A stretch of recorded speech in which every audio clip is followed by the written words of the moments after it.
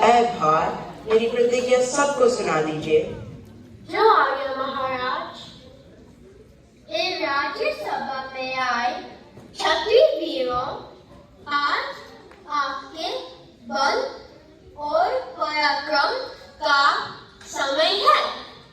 जिसको अपनी वीरता पर गर्व है, वो मैदान में आए और धनुष पर छिल्ला चढ़ाए। जो क्षत्रिय राजकुमार इस धनुष का छिल्ला चढ़ा देगा, वो जनक नंदिनी सीता का पति कहलाएगा। इसलिए अब एक एक करके आइए और अपने अपने भाग्य की परीक्षा कीजिए।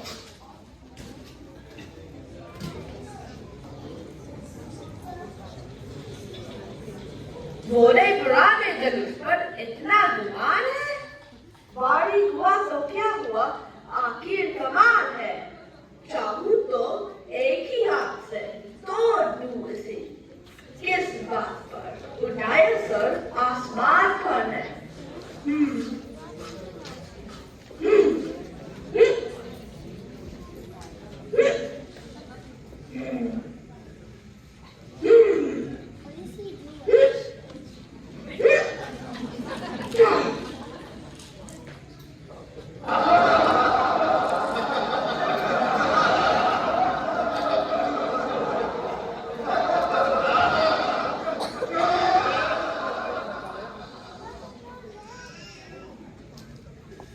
बाप रे बाप, ये कमाल है। यह किसी गण की क्षत्रिय है।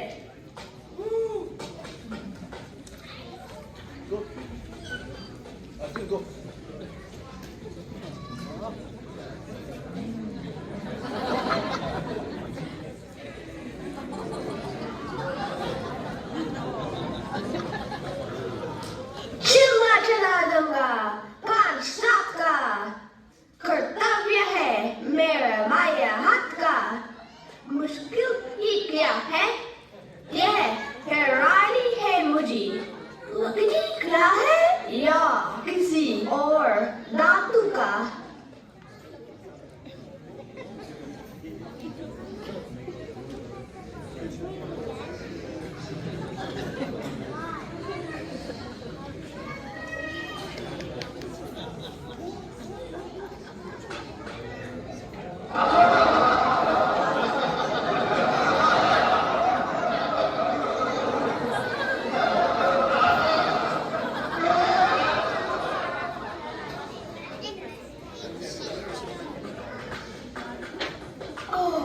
ये तो कोई धोखा है। इसे धनुष कौन कहता है?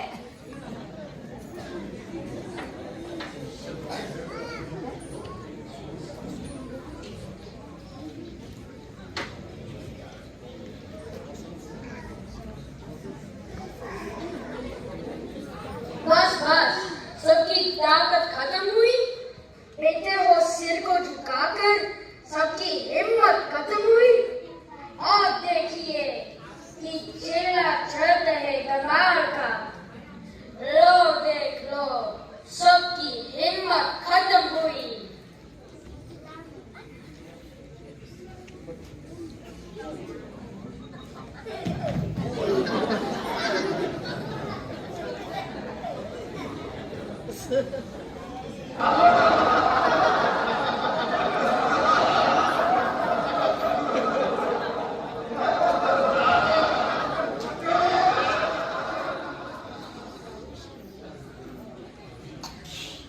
बाप रे बाप, मैंने तो इसको देखा ही नहीं। चला चलाना तो दूर रहा।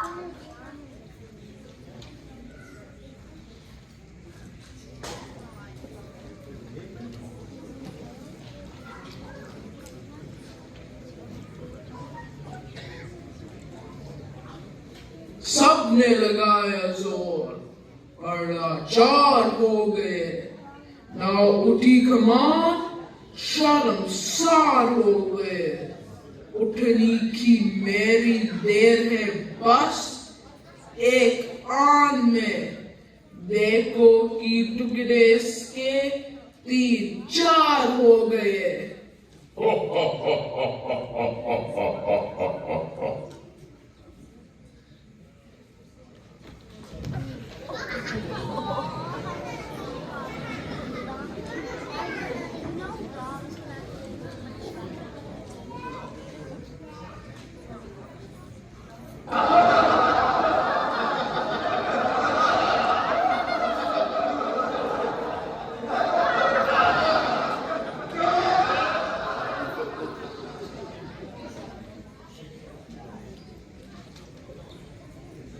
अरे ये तो राजा जनक ने हमारे साथ धोखा किया है।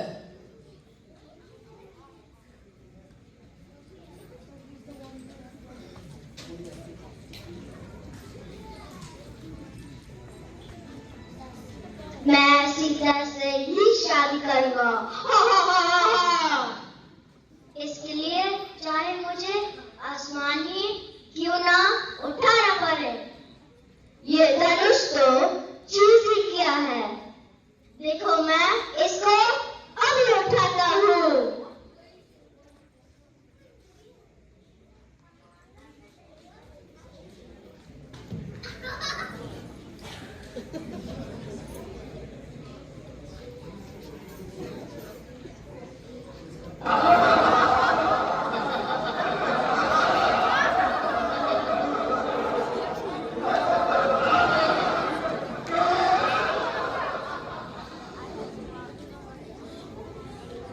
अरे बाप रे बाप, ये तो बहुत भारी है। मैं तो इसे हिला भी नहीं पाई।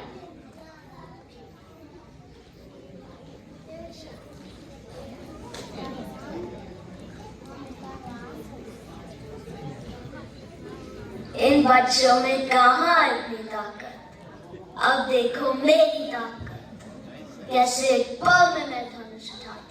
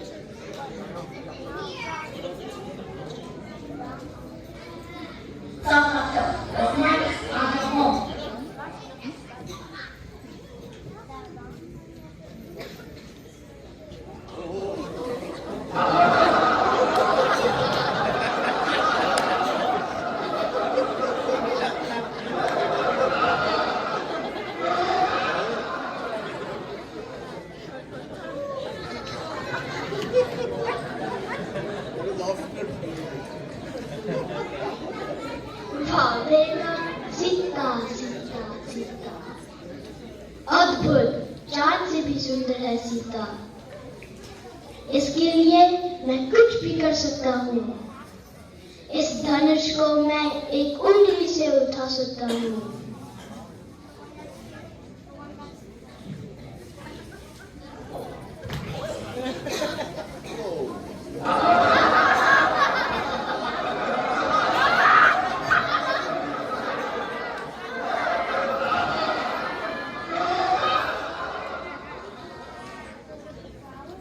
अरे ये तो इतना भारी है, इसको कोई भी नहीं उठा सकता।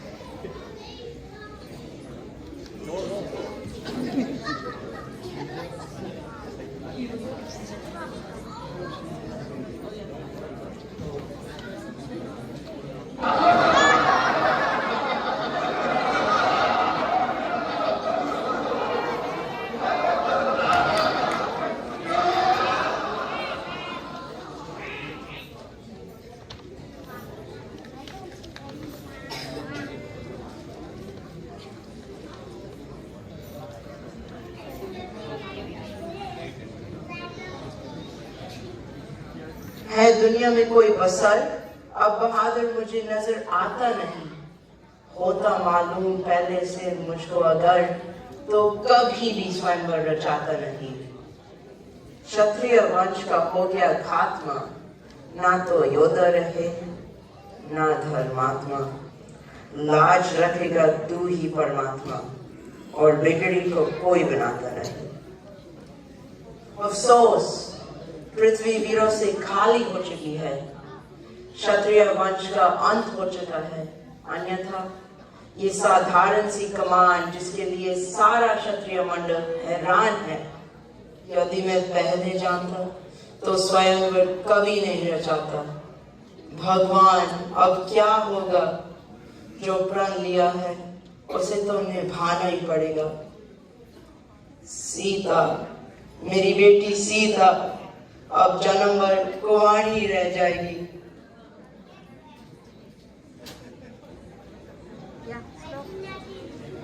राजा जनक, जरा जबान संभाल कर बोले, ऐसे शब्द आपके मुंह से शोभा नहीं देते। यूं ही घर पर बुलाकर किसी का अपमान करना कहान की इंसानियत है। यदि कुछ राजाओं ने चिल्ला न चिल्लाए तो सबको कायर करा दिया, न सोचा न विचारा। जब तक क्षत्रिय वंश का एक भी बच्चा जीवित रहेगा, तब तक क्षत्रिय वंश पर उंगली उठाने वाला कौन है? अभी इस धनुष के टुकड़े टुकड़े कर देता करना चालू। बड़े भाई की आज्ञा के बिना ये कार्य शोभा नहीं देता। धैर्य से काम लो, थोड़ी देर के लिए गुस्से को थाम लो, क्योंकि राजा जनक ने अभी तुम्हें नहीं पहचाना है। राजा जनक ने स्वयंवर का आयोजन किया है, ना कि युद्ध का। भ्राता जी, यदि आप आज्ञा दे तो मैं पल भर में इस धनुष के टुकड़े टुकड़े कर लूं और राजा जनक का गमन चूर चूर कर लो। राजा जनक ने कैसे शब्द कहे हैं, वह कदापि रघुकुल के सहने योग्य नहीं। प्यारे लक्ष्मण, शांति से काम लेना चाहिए। इस प्रकार क्रोध ना करो। जब तक गुरु जी हमारे साथ है, तब तक हमें उनकी आज्ञा का पालन करना चाहिए। सब राजा अपना अपना बल लगा चुके हैं, परंतु किसी से भी धनुष का चिल्ला न चढ़ सका। चिल्ला चढ़ाना तो दूर रहा, पृथ्वी से भी न हिला सके। उधर राजा जनक निराश होकर बैठे हैं, इधर लक्ष्मण गुस्से में है। इसलिए अब फैसला करना ही उचित है। हे रघुकुल भूषण, उठो, अब देर किस बात की है? सब राजा जोर लगा चुके हैं, अब तुम्हारी बारी है और तुम्हारी परीक्षा का भी समय है। इसलिए उठो और यहाँ पर आए राजाओं को चिल्ला चढ़ाना सिखा दो। सावधान दसों दिशाओं के दिग्गजों, सावधान अश्का सूर्य और चंद्र, सावधान। अब श्री रामचंद्र जी धनुष तोड़ने जा रहे हैं। कहीं ऐसा न हो कि पृथ्वी तक न जाए, इसलिए तुम सावधान